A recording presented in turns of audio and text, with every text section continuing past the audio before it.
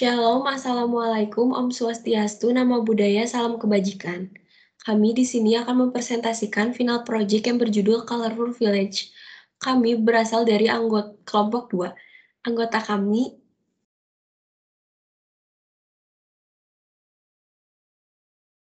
satu Lukiantoro Rangga Dwi Putra dengan NRP 2121027, 2 Dinda Mutiara Sesar dengan NRP 2121020, 3 Nabila Alivia dengan NRP 2121023, 4 Ricky Caundrandra dengan NRP 1822017.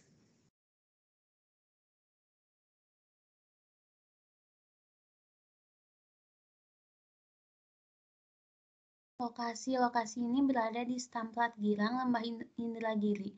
Desa ini merupakan desa yang paling ujung di wilayah Indragiri, Ranca Bali, Ciwidey.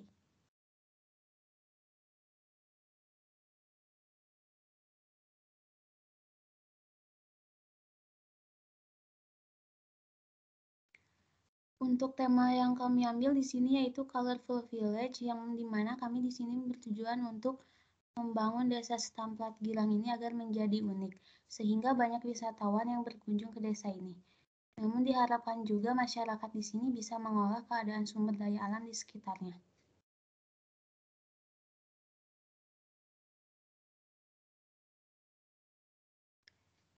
Nah, ini adalah site plan lokasi tersebut. Di sini terdapat beberapa rumah warga, masjid, lalu ada juga PLTA atau pembangkit listrik tenaga air. Lalu bisa kita lihat juga di sini terdapat satu kolam ikan dan di sekitar lokasi juga dikelilingi oleh perkebunan.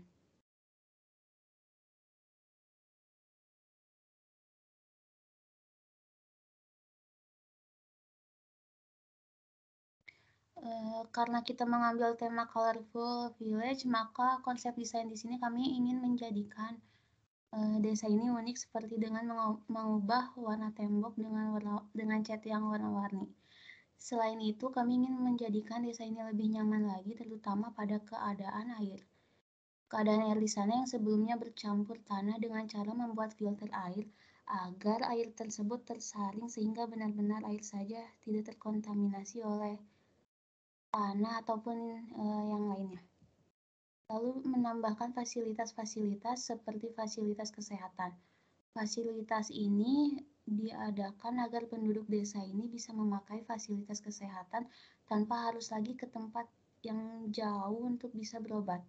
Dan juga ada internet agar masyarakat dapat mudah mengakses internet.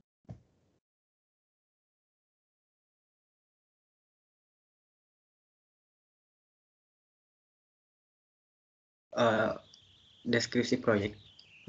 Satu, membangun desa untuk bisa mengelola sumber daya alam supaya bisa menghasilkan pendapat atau benda pakai. Sumber daya alam yang dapat dikelola seperti tumbuhan yang bisa ditanam, contohnya kopi, sayur-sayuran, lalu bisa dijual ke pasar sehingga menghasilkan pendapatan. Selain itu, masyarakat juga bisa mengelola selain tanaman yang bisa dikonsumsi, masyarakat juga menanam tanaman obat-obatan atau herbal untuk keperluan fasilitas kesehatan. Lalu masyarakat juga bisa menggunakan sungai untuk bisa dikelola sebagai tenaga air sehingga bisa menghasilkan listrik untuk menambah kebutuhan listrik pada masyarakat.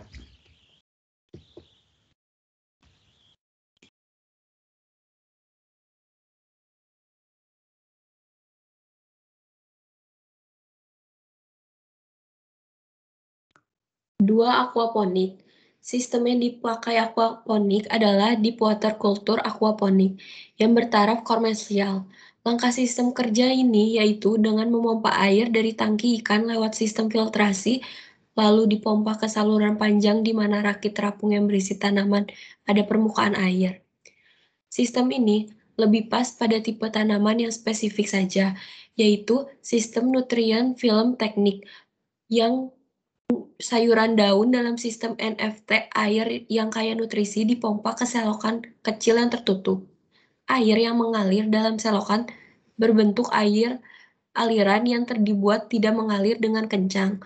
Tanaman ditempatkan dalam wadah plastik kecil atau paralon yang sangat mungkin akarnya menyentuh air. Satu di antara elemen utama untuk sistem aquaponik yaitu bakteri untungkan. Bakteri ini menguraikan seunsur di air jadi bentuk yang bisa diserap serta dipakai oleh tanaman serta menguraikan komponen yang beresiko untuk ikan.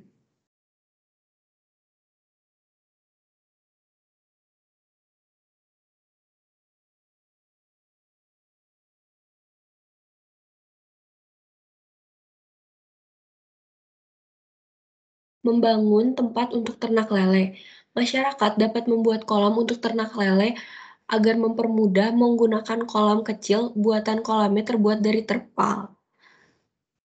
Ternak lele juga bisa mempermudah masyarakat mencari nafkah pekerjaan.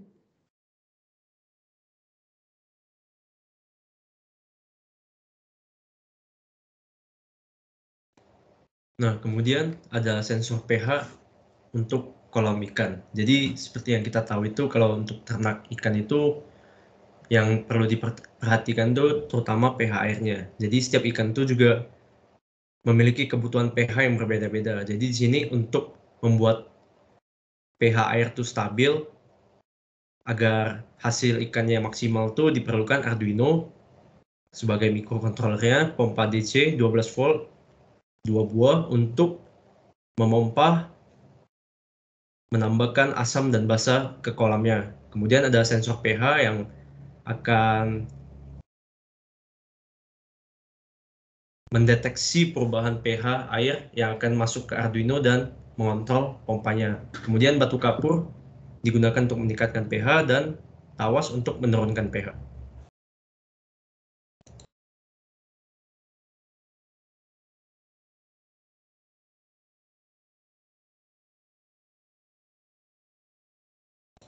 Nah, kemudian nih keempat ada pengaliran air. Jadi kami ingin memperbaiki pengaliran air dari waduk ke penampungan air dengan menggunakan filter air sehingga air tersaring bersih dan tidak bercampur dengan tanah. Jadi ide yang kami miliki itu membuat suatu wadah. Jadi konsepnya itu seperti septic tank. Jadi kotoran yang atau tanah yang bercampur dengan air itu akan mengendap di bawah.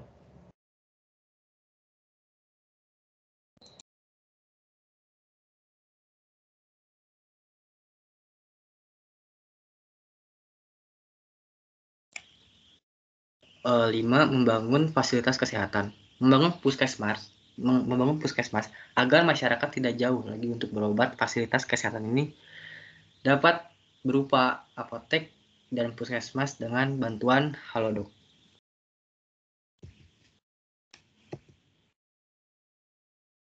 Puskesmas ini berbasis Halodoc. Yang dibutuhkan adalah pertama ada modem portable yang digunakan untuk akses internet. 2. Komputer untuk data obat dan akses ke Halodoc. 3. Ada kartu Excel. Lalu ini ada model fasilitas kesehatan ya. Di model fasilitas kesehatan ini luasnya itu 485 kali 300. Memiliki 3 jendela di sebelah kiri dan 3 jendela di sebelah kanan.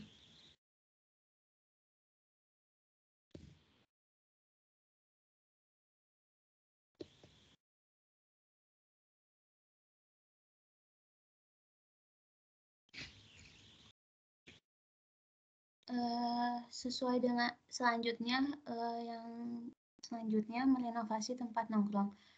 Sesuai dengan tema yang kita ambil yaitu Colorful Village, kami ingin merenovasi tempat nongkrong di desa ini dengan cara mengecat setiap tempat duduk dan meja dengan cat warna-warni. Untuk catnya kami di sini memakai cat kayu dan besi karena cat ini bisa tahan air dan cuaca sehingga bisa digunakannya di indoor maupun outdoor.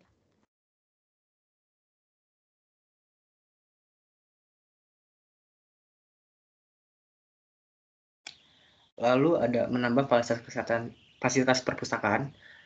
Dengan menambah fasilitas free wifi ini agar masyarakat dapat memudahkan akses internet dengan bebas. Fasilitas ini mungkin bisa dipakai untuk masyarakat supaya lebih bebas, lebih enak juga ketika tidak ada sinyal, mungkin bisa memakai sinyal free WiFi ini untuk darurat. Nah, fasilitas perpustakaan ini persis sebelah dengan puskesmas yang memiliki modem WiFi.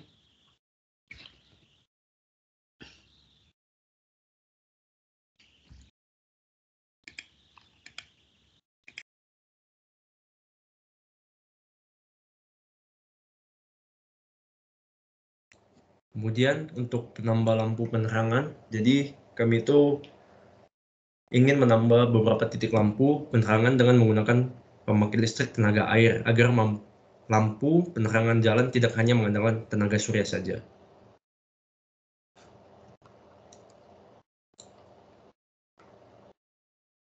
Nah, untuk penerangan lampu yang telah dibilang tadi itu menggunakan mikrohydro yang terlihat pada gambar tengah yang akan menghasilkan listrik ketika ada air mengalir di dalamnya. Jadi listrik yang dihasilkan itu akan ditingkatkan voltage-nya dengan menggunakan step up DC seperti gambar yang di kiri, dan output dari step up DC ini akan dihubungkan ke lampu untuk penerangan jalan.